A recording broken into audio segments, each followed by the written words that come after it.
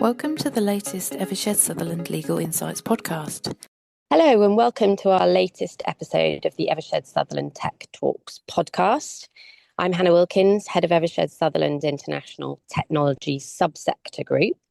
I'm delighted to be joined by colleagues from Conexo, our firm's provider of alternative legal services and consulting support. Teams well versed in helping clients to use, implement and leverage AI to enhance their operations. We're going to focus on executing AI, what this means for in-house legal and risk teams, and how organisations can prepare internally to sustain AI execution over time. So turning to our first question, what does executing AI mean and what frameworks work? Richard, could I ask you to introduce yourself and pick up that question, please? Thanks, Hannah, and welcome everybody. It's lovely to be here. My name is Richard Chudinsky. I'm a partner at Conexo and lead our Middle East practice and support on all things data privacy, data governance, and AI governance from end-to-end programs. Yeah, look, and a really interesting question. What does executing AI mean and what frameworks work? You know, executing AI means integrating AI into the way an organization makes decisions, realizing operational efficiency, and not just building and deploying models. I mean, I think, when you look at it, there's three key takeaways about executing AI. It's actionable decision making. AI insights must inform real business choices, not sit in isolation. For example, if a model predicts high customer churn, there should be a defined process owned by the business owner for acting on that insight without appropriate human intervention and controls. So execution should move away from algorithm to action. Then you've got operational integration. AI should be part of a daily tools and workflows, not a side project. AI should be embedded into the day-to-day systems and tools that your teams already use. A legal function, for instance, might embed AI in contract triaging or risk scoring tools, but this can only work if there's a clear operating models defined and clear roles. So you really need that operational integration. And then governance alignment. AI governance shouldn't be treated as an isolated discipline. And I think this is really key. It must fit in with the existing risk, compliance and accountability frameworks. This requires multi-stakeholder involvement. That's one of the things that we always push, this multidisciplinary team, which will include, your information security, legal compliance, data and business functions. And what we're seeing more from our clients what we're advising them on is this more alignment between the data management, AI governance and data protection governance forums. They can't be sitting in isolation. They really need to be working together, speaking together, and that will form part of the wider enterprise risk management practices. In short, execution is about turning AI from a tech initiative into a trusted, embedded part of how the organization works. So we're passing on to Barbara and Skander on this as well. What do you see these effective frameworks including? Thanks, Richard. So I'm Barbara Hyatt. I lead the consulting team for Conexo, working directly with in-house teams on the use of technology, the use of AI as part of legal and risk processes. I think this is an interesting question, and I think moving beyond strategy and experimentation into embedding AI tools into daily operations is exactly, as Richard, you described, what I think it means for executing AI. I think it goes beyond just the tools. AI isn't just technology. It's a holistic blend of people, processes, data, culture, and technology, which I think all need to be considered when you think about executing AI. And that means clarity and alignment on objectives around use cases and where AI can be used. I think it also means empowering teams first, investing in upskilling legal and risk teams to actually understand AI and leverage AI effectively and ethically. And I also think it's around data-driven decisions, measuring and iterating on value, ensuring that the data that is used to support some of those use cases is of a high quality and compliant. So I think that they are some of the other elements, when we think about executing AI. There's various frameworks. We know NIST AI, the risk management framework is one example, and that helps organizations manage risks associated with AI. It helps identify potential risks of AI use. It helps evaluate the severity and impact of these risks and how they could be managed, whether that's through clarity on roles and responsibilities, or iterative feedback loops through the process as you embrace AI, or through cross-functional collaboration. But beyond just looking at it from a risk standpoint, I think there's also change management frameworks which are important when thinking about the use of AI within teams and within organizations. And really, there's a variety of different frameworks out there, but ADKAR is one which allows you to really focus on steps like awareness and understanding the desire of the different individuals and the knowledge of individuals and the ability and ensuring that the change that's brought about through AI is effective. I would say that the NIST AI framework is more of a scaffold, not a script. And so while it provides structure, you really do need to think about local legal nuance, cultural sensitivity, sector-specific risks, and a few other areas like that. But Skander, it'd be good to get your thoughts on this as well.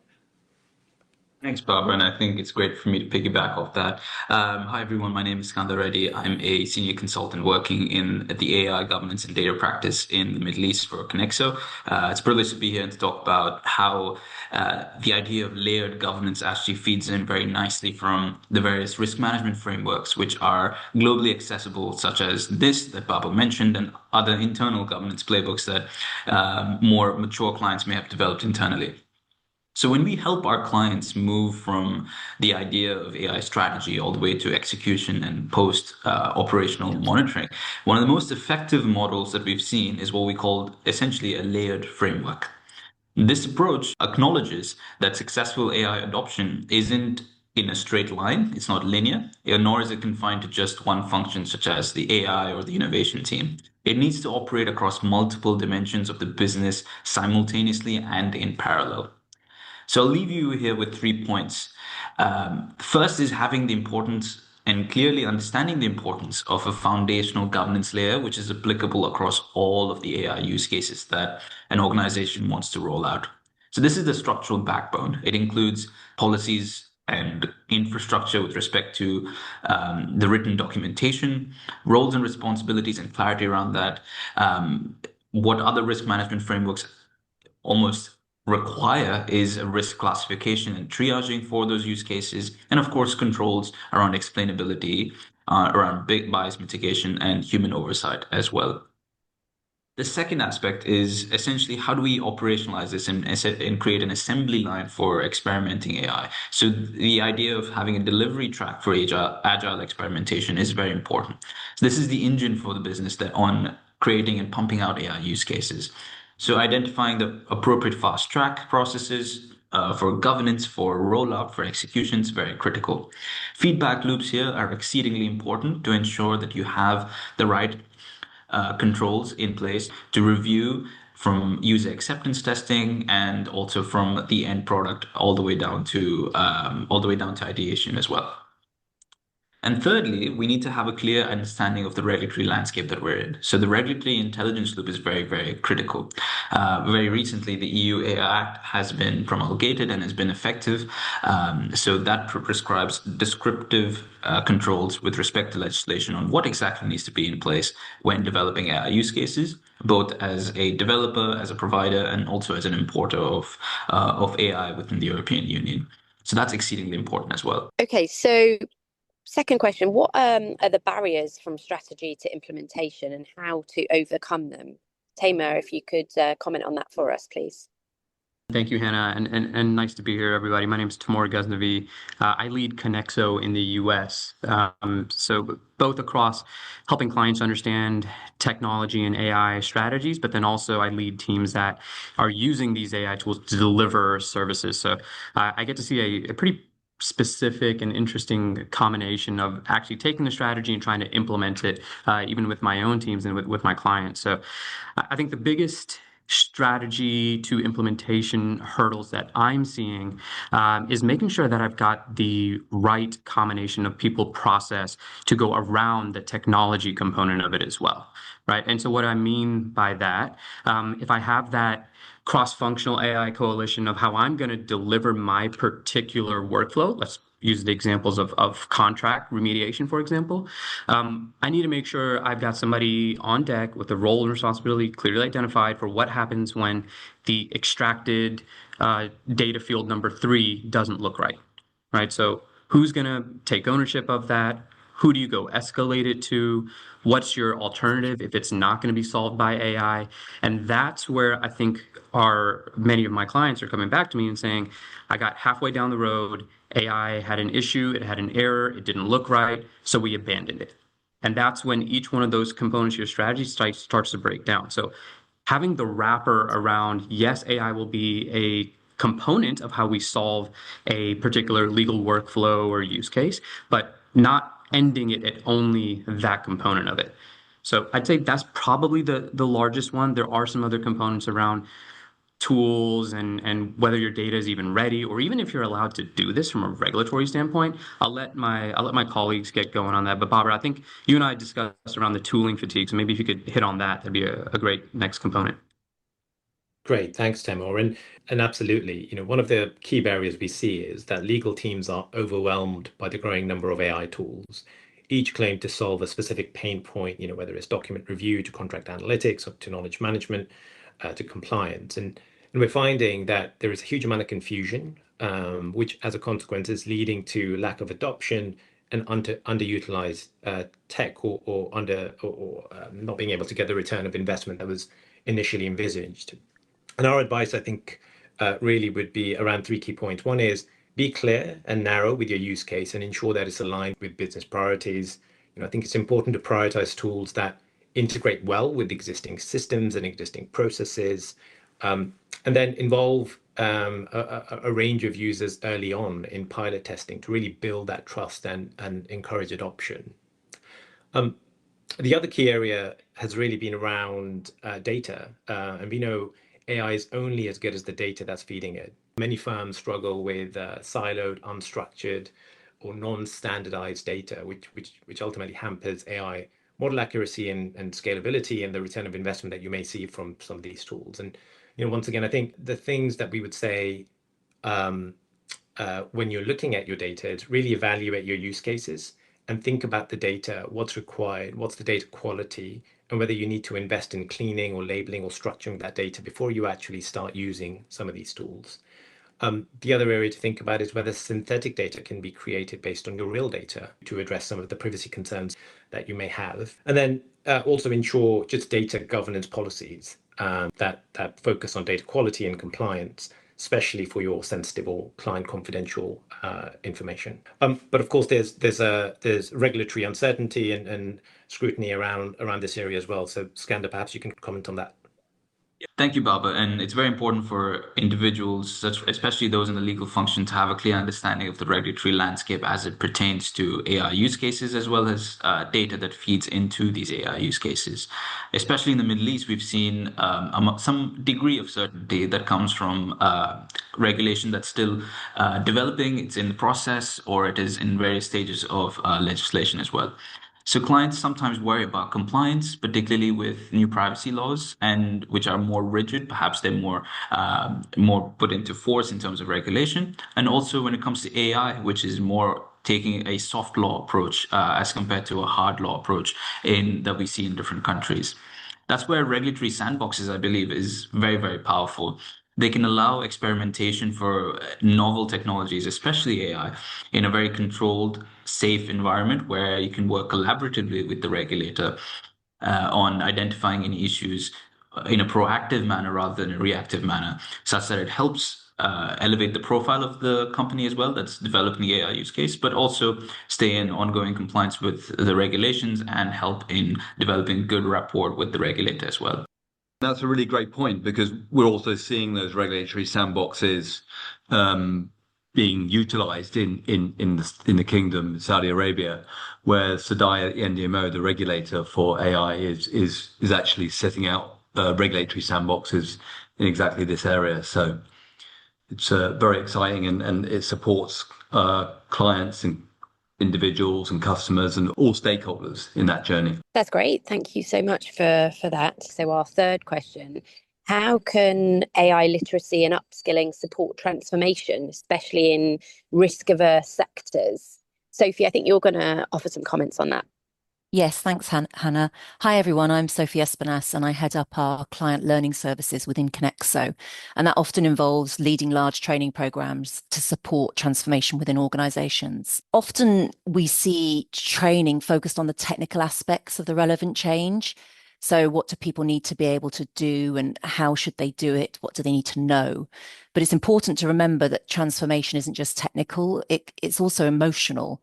So, as part of a transformation program such as this, it's really important to consider hearts and minds, as well as that core knowledge or skills and behaviors that are needed to successfully adopt and embed any new AI models and tools. It's really natural for people, particularly in the more risk-averse sectors and roles, to have concerns. For example, they might be worried about how the AI will work in practice, how secure the data is, how accurate or fair the outputs and decision making might be, and so on. So we've got to remember those concerns may also be underpinned by personal fears. Some people will have a natural resistance to change.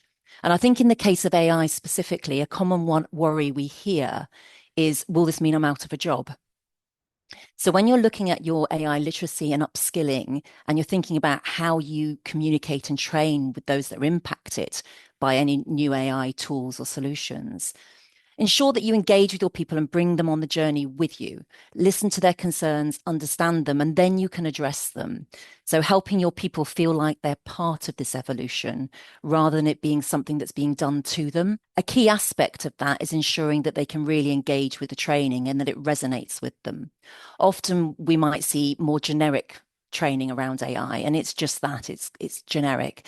And sometimes that can then leave the learner a little bewildered, I suppose, in terms of, well, what does that mean for me in my role? What would I do in this situation? What if this happened? So it's really important to ensure that your training is tailored to the relevant functional role and make sure it's practical, using realistic scenarios, case studies, etc. That really helps build confidence and fluency in real life situations that each team will face on a daily basis. Oh, absolutely, Sophie. I think it's absolutely key that one thing we probably don't do well enough, or is not done well enough, is doing those real case scenarios. But also, this AI literacy, it's got to be across the whole organization, right? It's not just one team that's going to be using this new AI product that's deployed by the company. So it cuts across the whole organization. Is that fair to say? Yeah, absolutely. And that really supports the need to make sure that you adapt that training to suit the different functions, because they'll be using the outputs and the tools in slightly different ways in context of their own roles. So for example, if you're looking at your legal and procurement teams, they might be looking at using AI in terms of contract risks. So they might want to be considering liability for autonomous decisions or IP ownership and so on. So where does that responsibility or liability lie? So the training for those types of teams should consider scenario-based workshops where they might review different AI-related clauses, or procurement teams might assess vendor AI risk disclosure. But then if you're looking at your HR function, they'll be using it in a different way again, in terms of perhaps hiring or performance and engagement. So their need is different. And they might be considering things like the training there, making sure, for example, that it focuses on fairness and how to mitigate bias within the AI tool, and looking at ethical review processes. So the needs for different teams will differ, but you're absolutely right, Richard. It needs to be considered across the business for all parties impacted, and really focusing on ensuring that you're tailoring that learning to their specific needs and bringing them on that journey with you. That's great. Thanks so much, Sophie and Richard. Really interesting points. So the next point I'm really interested to hear more about is what capabilities do organizations need to sustain AI, and how can consultants help? Thanks, Hannah. I think I'll pick this up. We help a range of clients identify and nurture what we call AI champions, or just leaders within the organization who are of influence that can help advocate and translate AI across functions. Usually we see this as a cross-disciplinary role where a nominated person in a business function is the champion for AI in identifying use cases and also helping in leading the charge for AI adoption and execution.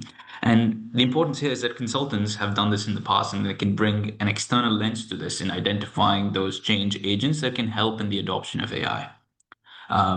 Secondly, and I think perhaps on a more external view, we're tracking global AI risk trends, regulations, advancements in technology. So we can advise proactively, and we have a better view of this because this is our bread and butter.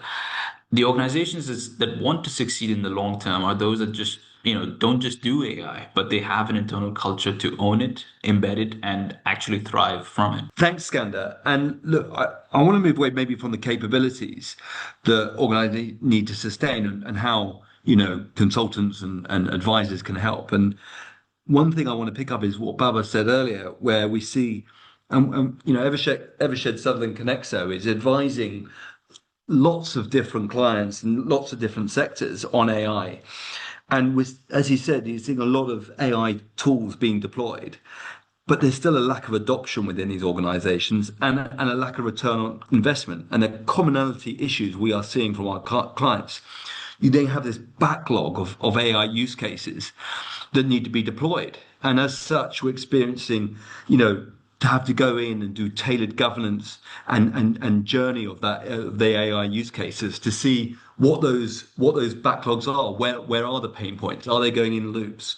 Are the right teams speaking to each other? So that's something that really needs to be looked at. And again, reiterating Barbara's point is, you need to be clear about the use cases you want to use the AI. You want to ensure that you use the right people across the organization so you can encourage adoption and look at the data that's being fed in, which is absolutely critical for the output and what the expected outcomes will be of your AI system. So Richard, one thing I just wanted to add there, the other piece that even my teams are sometimes struggling with in getting that adoption is sometimes I just need arms and legs with people that have very specific subject matter expertise, right? So when the result doesn't come back as I wanted, I need somebody that understands how they would have thought about solving this particular legal problem if they didn't have AI, right? And what are the key components they would have considered? And then I need them to actually say, now let me go adjust my prompt or work with the actual vendor to switch their particular field or their feature. And that just takes time and energy. So I think that's the other thing I've seen is if you can provide somebody with both the technical expertise in the subject matter, but then also the component of, now how do I go adjust the tool to get the output that I actually need? And those are not always the exact same people as well. That's brilliant. Thank you. And actually, thank you to everyone for your time today. You've shared it's been really interesting. I've learned a lot, really fascinating insights. I think it's clear that AI execution isn't just tech or compliance. It's certainly about the people, the culture, capability, and confidence. And also the organizations that succeed will embed AI into how they think, operate, and govern. So thank you to everyone. And future episodes will explore innovation, transformation, and trust in emerging technologies. Thank you for listening to the Evershed Sutherland Legal Insights podcast.